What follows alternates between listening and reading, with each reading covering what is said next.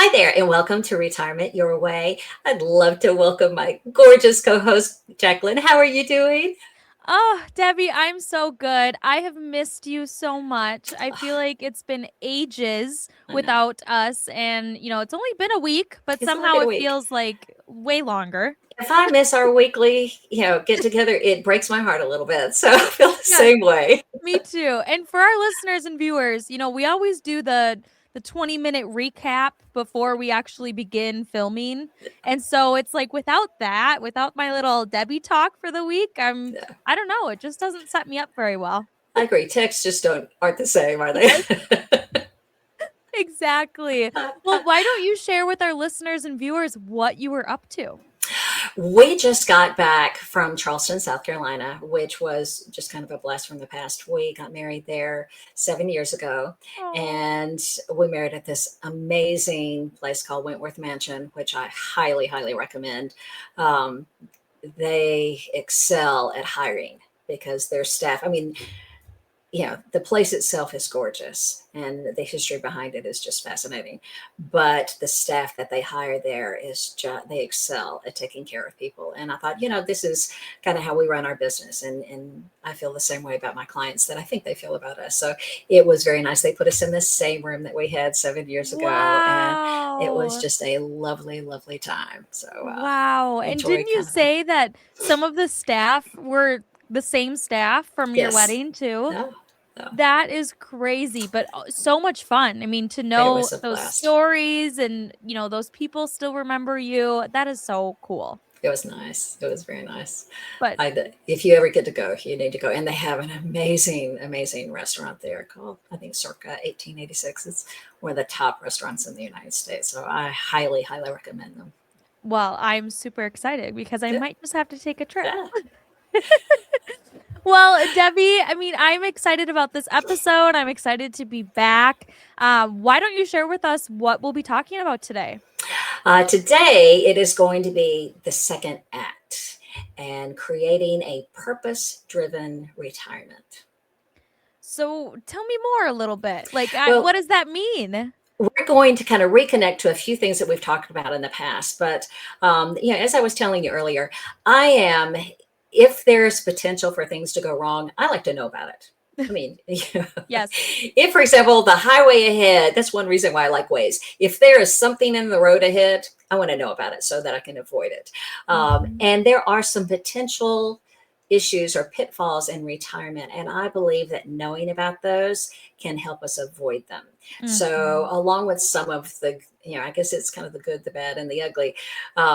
I want to discuss some of the wonderful things that can come about in retirement, but also some of those pitfalls that we need to actually kind of anticipate so that we can avoid them.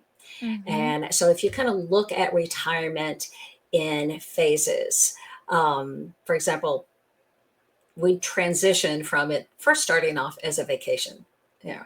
And too many times we've talked about an endless vacation, and it's not. It does have a Hmm. stop point, and that's when it can create problems for a lot of people, especially if you're in a career that may be potentially you have a powerful position where you are the Mm. decision maker, and suddenly, that drastically changes, your whole perspective on life at that point. You no longer have that purpose. And so I think people often feel lost. They've lost their purpose. They've lost their structure. They've lost their routine. Sometimes they've lost their identity. Unfortunately, there are often relationships that are lost. Mm. Sometimes because, okay, I no longer run into them, at the water cooler. I no longer see them on a weekly basis. And you lose touch with them. And suddenly you have lost relationships. So the loss, I think, can be devastating to a lot of people. And so I Mhm. started doing a little bit of research on how does that impact retirees versus how does that impact someone that is, a younger adult. And along with, we also may lose mental capacity that we had. Our brains are not Mhm. quite as sharp. We may be slower in remembering names or details. So you may have some mental decline, and we definitely have physical decline as we get older. Even if you are staying in great touch, Mhm. your body is producing less collagen. It's you're more prone to injuries. So there is that kind of physical and mental decline. But I think one of the biggest surprises is how much depression occurs in retirees. And since Mm. the 1990s, depression has doubled in people over 60. And age 85 and above, the suicide rate has tripled since 1990. That's one of the highest rates of suicide in the United States are men over 85. And so I think it would be negligent of us to not Mhm. consider, okay, what do we do to avoid that? Because no one Mhm. wants that for anyone. That not only the person that is, 85 and considering suicide, Mhm. the implications and the impact that has on your loved ones is just devastating. So I Mhm. think we need to kind of to address that. Um, Gray divorce is definitely on the increase. Um, there's a lot more divorce now for retirees, Mhm. and that impacts you emotionally and it impacts you financially. So Mhm. I think that's something that we definitely have to address. And Mhm. so that's those are kind of the bad news aspects of it. Yeah. Yeah, So well, I'd like to address it. Let's tackle those. yes, yes. Well, and I'm so glad that you're bringing all of them up, Debbie, because each one of them, has such a valid point in something that, I mean, even myself, before even just hearing it now, I didn't really think about, and gray divorce is one of those terms that is up and coming. So Yeah. for our listeners and viewers, you might not know what that is, but it's divorce typically in those older ages. I like to say it's when you have gray hair. And that's maybe where the name came from. I don't know, I'm just I making think it that up. is. I think it is. But, I'm pretty sure it is. and even the suicide rates and, just such saddening depression rates and stuff like Mhm. that, which you don't really think about. You check on your high schoolers, your middle schoolers, but what about your grandparents? And Mhm. what about when they're living on their own? You That's right. know? I mean, they're maybe not used to it. I So agree. such great things to bring up. Well, we are living longer. The life Mhm. expectancy is getting longer. And, unfortunately, I do know retirees that have been considering divorce, or I'm seeing changes in the way they are reacting to each Mhm. other and thinking, oh, this is not a good sign. So I think one of the good news aspects about it is you can often avoid that. I'm afraid that when people are unhappy in a marriage and they're thinking, I have 2 to 3 more decades of living this life that I'm unhappy with. I Yeah. think that is when they just finally say, I can't do this anymore. And then so they go get a divorce.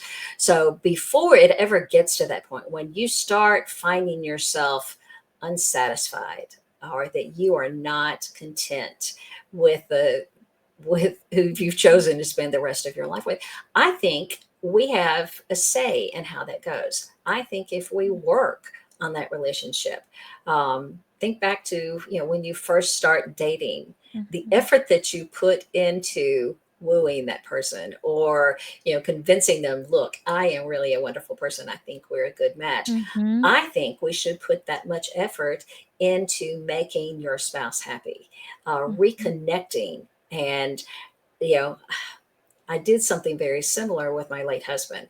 We'd gotten into a routine, we had gotten into a rut, and it kind of scared me because we were just kind of going through the emotions, and Mhm.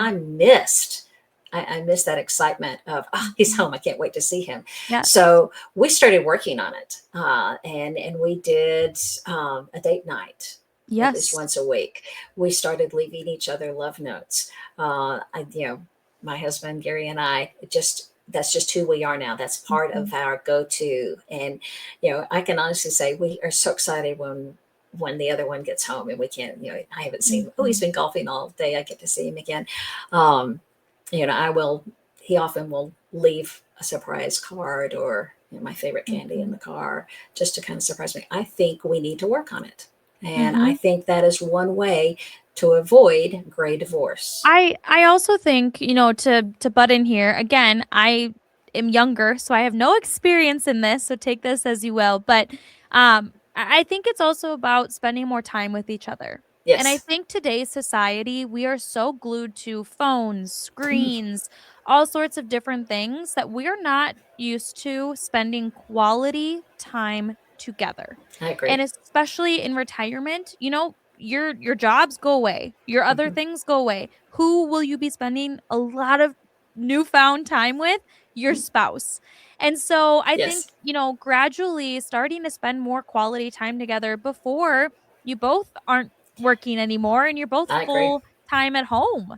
I agree. I think you need to start that before retirement because Yes. suddenly Yes. you go from, okay, I'm away from you, typically 40 to 50 hours a week to suddenly I'm with you Yeah. 24/7. Yes. So I agree. I think you need to work on those communication skills. One of the things Mhm. that breaks my heart continually is when I go to restaurants and I see families and they're all on their phones. I mean, Yes. we were at Mhm. circa 1886, beautiful, beautiful restaurant. There were four couples in this one room, all celebrating our anniversary. And three of us, the three couples sitting Yeah. side by side, we were all engaged and just in Mhm. talking to, to our Mhm. spouse. And one table sat there on their phone for most of the time. And that Wow. broke my heart. I think that leads to I am not content in this Mhm. relationship if I have Yeah. to rely on a phone to make Yes. me happy. I think that is devastating. And I think that's led to a lot of divorces, not just with gray divorce. So I'm so glad you mentioned that. I think communication is vital. I think Mhm. that's the key. I think that's vital with any kind of relationship, but Mhm. especially with the person that you're spending the rest of your life with. Mhm. So I think that's extremely, extremely important. Find something new to learn together. I mean, right now, my lovely spouse is teaching me to golf, and we are having the best time with that. And thankfully, he's a very patient teacher most of the time. Although he's like, I've asked you not to stand up when you do that. I was like, I understand that, but it's a bad habit I need to break. So you're going to have to be patient with me if I don't stop, standing up right away. You've had Mhm. years to practice this, so we just kind of gently tease each other. Mhm. But learning, a new activity together, or learning a new skill, or you doing something together outside your norm in Mhm. retirement, I think is a great tool. Yeah. Um, Yeah, great point. I yeah. really like that. I mean, again, it comes back to the quality time, Yes, and just truly enjoying each other's company. I agree. And it would break my heart to think that someone is dreading 20 to 30 years together. Mhm. Life is too short for that. So you need Mhm. to enjoy. But I think it's dependent on both people. I think both people have to participate. Now, if you have to start on your own to do it, hopefully Mhm. it's contagious and the other one will kind of start picking up on it. Mhm. But I think that's a great first start. Mhm. And then, we've talked about keeping physically healthy. I think one reason why people get divorced may be because of a health issue. Mhm. Suddenly a spouse can no longer do anything, or suddenly the spouse is having serious memory issues. And the person just says, I can't do this, I can't do this, I can't Mhm. do this, and so they just walk away. That's when you need to reach out for help. That's when you Mhm. need to join those support groups. If your spouse has Parkinson's, join a support group for Parkinson's. Mhm. If someone has Alzheimer's, join a group to help you with that. Ask for help. Ask for help. Mhm. Just like you need to ask your financial advisor for help when it comes to finances, you need to ask for help when it comes to those mental health issues and the physical health issue. Talk to your doctor. Mhm. Say, do you have any recommendations on who can assist me with this? Mhm. Because we're not islands. We Mhm. have communities that can help us, but you have to be willing to ask for help Yeah, and and accept it. and that's absolutely number 1, right? Because I think Mhm. about, like, the I don't know, your pride Yeah. almost, and you think that you don't wanna ask for help, you don't wanna be a burden, No. and especially on your family, but in reality, it comes down to the communication. It Yeah. comes down to being willing to ask for help and, like you said, Debbie, accepting it. I agree. And, you're not alone. And No. that's the re you know, y every I think you just said it yourself, islands. Hmm. Why do we all think that we're on islands? Why is that the case? And why don't we all see that, yeah, we might be on islands, but it's walking distance. We're still Yeah. in 2 feet of water to get to each island, right? I think So, sometimes people view it as a lack of strength. And to me, yeah, it says just the opposite. I'm strong enough and confident enough that if I need help, I am not afraid to ask for it. yeah. I mean, think about giving a gift. To me, I get so much pleasure out of picking out the perfect gift for someone and Me just too. getting delighted when you see their face light up. Uh-huh. I'm just as content with that as receiving gifts. Now, if you're listening, Gary, that does not mean that you can stop giving me gifts, but I think giving gifts is just incredibly fulfilling. Mhm. And so when people have been afraid to ask for help because they're afraid they're going to burden someone, or, Mhm. think about what you are neglecting to give them, because people love Mhm. to help. Mhm. The majority of people really do want to help you. Oh, yes, and especially when it comes from a place of love. I Yes. mean, your family especially, I know firsthand, like, your family's gonna do anything, Hmm. and they want to do it. Yes. Absolutely. Yeah, I agree. I Well, agree. anything else, Debbie? Well, it goes back to making a positive out of a negative. Mhm, If you are at the point where you do need divorce, mhm, unfortunately, it usually ends up negatively impacting women more than it does men. And mhm, so there are some solutions that will assist with that. And this goes for both male and female on mhm, this. I believe you need to get a family financial advisor, or a family law attorney, sorry, a mhm, family law attorney, because they are better at handling gray divorce mm, than just an attorney that is going to help a 20 or 30-year-old, because mhm, divorce in your 20s and 30s or even 40s is very different than divorcing in your 60s and 70s and 80s. mhm. So I think a family law attorney is the key to that. I think they're going to help with that. I think you need to also get a certified divorce financial advisor, because Mm, they're going to be better at handling this equitably. Because yes. far too often, both sides end up hurt, because you have to suddenly, you have 401ks, you have Mhm. IRAs, you have Social homes, Security, you have that's a Social whole one. Yep. Security. There's just so much more financially that you have to deal with. Now, when you're Mhm, younger, you have, children that you often have to take care of. But it's much has a much bigger impact in retirement, because you don't have that career in which to make up the difference. So mhm, I think you need to get someone who specializes in that. And so a good financial advisor, if they are not a certified divorce financial advisor, they can help you locate one. So mhm, I think that is one where finding a specialty, just like if you have some serious health issue that needs a specialized physician, mhm, this is a case where I think you often need a specialized assistant with this. And so, mhm, there's good news in it. And then the last thing we mentioned earlier, of being willing to accept help. I think I've done a little bit of research, especially after the people that I met with in Charleston, of, okay, what is making you the happiest in retirement? And there was one couple where one of them was still working and the other had been retired for quite a few years. So I got different perspectives of it. And they all kind of said the same thing. The thing that makes them the most content is finding a purpose, not mm, only to identify who they are, but finding something bigger than themselves. So several of them now do quite extensive volunteer work. mhm, Some of them got involved in helping, mhm, you know, save pets and animals. mhm, Some of them started volunteering at church and soup kitchens. So I think that's huge. I think mhm, that can make all the difference in the world in a retirement is finding something bigger than yourself. Because Yes. when you are in a home by yourself the majority of the day, we tend to pay way too much attention to ourselves. Mhm. And everything is all about me, me, me. And we need to step outside.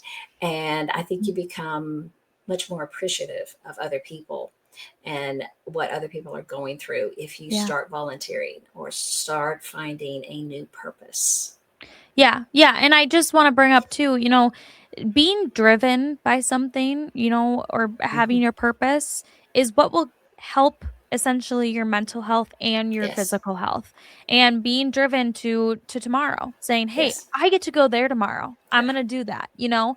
And it take it day by day, but I think that will do wonders to your mental health as well. And I know several people who get to that point where they're like, I don't really care." And then Yeah. that's what slowly deteriorates your mental, your physical Yes. health. So just having something that drives you on a I day-to-day agree. basis. Well, Debbie, why don't you share with our listeners and viewers how they can get a hold of you for a complimentary consultation? The best way is to call my office at 866-247-5695. Of course, you can always check us out on Retirement Solutions Group Facebook page or our website. And then we encourage you to check out our podcast. Yes, agreed. And of course, you have to follow us or subscribe on YouTube Yes. because Debbie, you have some new hair going on and Yes, it's I do. gorgeous. I So, needed to kind of get back to me. So I feel much more like yes. me now. So, Yes.